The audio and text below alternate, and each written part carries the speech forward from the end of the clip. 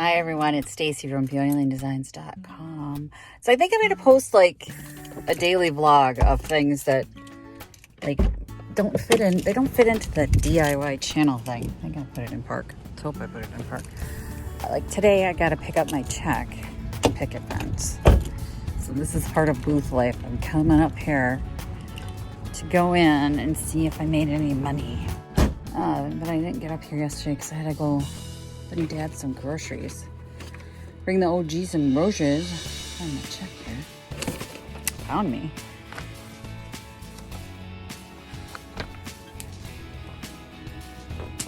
Yeah, I didn't sell very much. I barely made rent. Let's take a peek at what's sold here under my tags.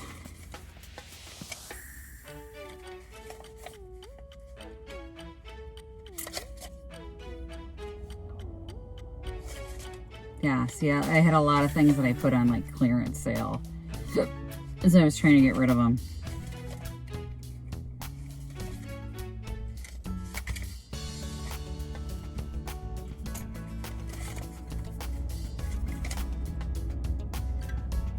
And then on Sundays, they have a discount day, it's 10% off. That's always hard, you know. It seems like such a little thing. So. Oh, good. I hated that thing. The birdhouse shelf. Chicken apron.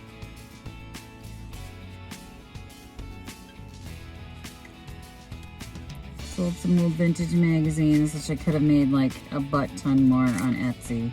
That's what's really hard is I look at some of this stuff. And an umbrella candle holder. I don't even remember that. Oh, no, I do. It was an outdoor umbrella. Like the ring that goes around an outdoor umbrella. Child rocker. There's a lot of this stuff that I could have sold for a lot more on Etsy. And in my area, I can't get that kind of money, so it's really hard to have the booth.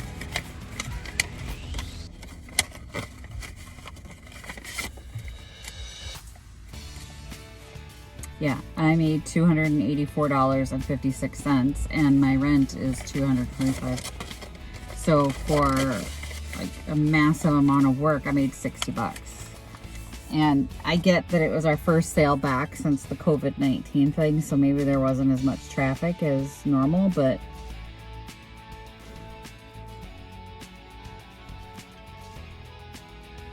I think I have to give up my booth. So that's where I'm at. Is I have to make some choices about the booth, and a lot of you are probably like, what's the conflict?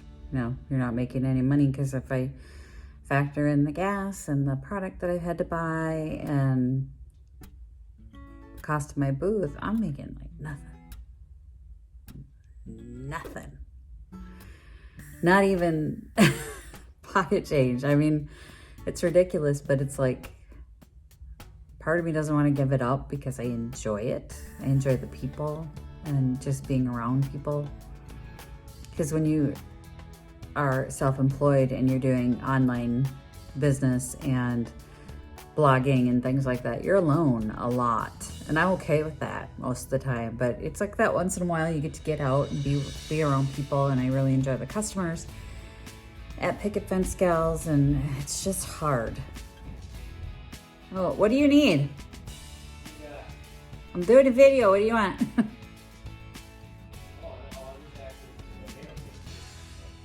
Yeah, it's on a table. You went eBay shopping again.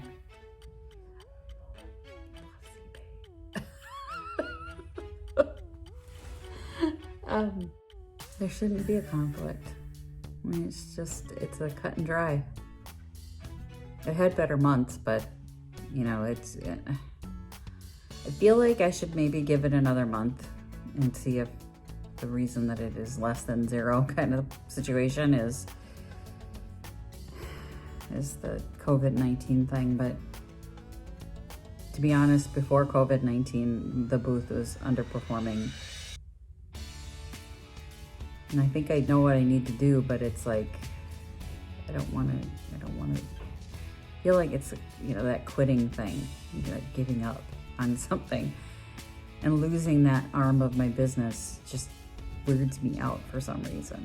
Anyway, so if you guys are watching and you like the date, I'm going to do a daily vlog for a month and see how it goes. So show you guys situations that are different from the DIY and the stuff. This is part of business, you know, and I think a lot of people have questions about why I make decisions that I do, or, you know, how do you do this or how do you do that? And I like having a brick and mortar retail arm. Not the best time for a brick and mortar store. And I love the people there. That's really difficult, except, you know, one person who threw my coffee cup away. Who does that? Frustrated me so bad. Like, I had a travel mug that I love, and it was in one of the buildings, and I had said, that's my cup, I'll be back. And when I got back, the cup was gone. And I said to her, where's my cup? And she said, I don't know. So I came back when my shift was over, and I went through the trash, and there it was. It's like, how do you throw it in the garbage and not know where it is? A little passive aggressive. Mm-hmm. Anyway, aside from that, I love everybody.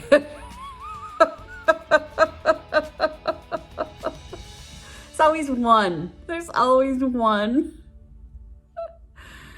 Oh, but that's the behind the scenes of what it's like to kind of, at least one of the days, you know, pick up your check and be so disappointed. You know, I think people get the idea that if you're going to do something like this, sunshine and roses and you make money, and it's not. There are more months of me losing money than making money. And it's been really frustrating, and I think I know I need to quit, but I don't want to. I hate that. Having to make a decision about this stuff. I know if I called like the OG, he would say, you just get out of there. Just, you're gonna be done with that. Yeah, you guys can comment down below and tell me the same thing, and maybe after I get enough encouragement, I'll be like, okay, I gotta go.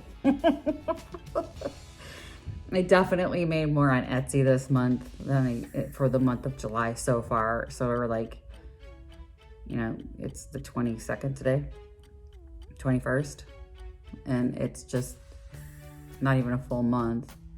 And since Picket Fence Gals is like 5 days, that's it for the month. That's the check I'm gonna get for the month. And making more online, kind of hard to justify losing money. It just hurts. It's not really just losing money. I try see it. You see it? You see me justifying? You see me justifying like, well, I covered my rent. But then there's the gas and the time. I mean, I work there for 6 hours each day, or is it 5 hours now? I don't know, they shortened our hours, and it's like, so that's 10 hours of time, and I made like $60.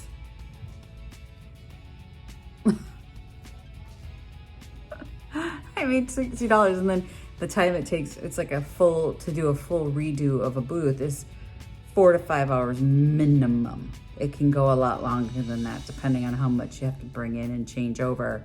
And then you add that to your 12 hours of working time.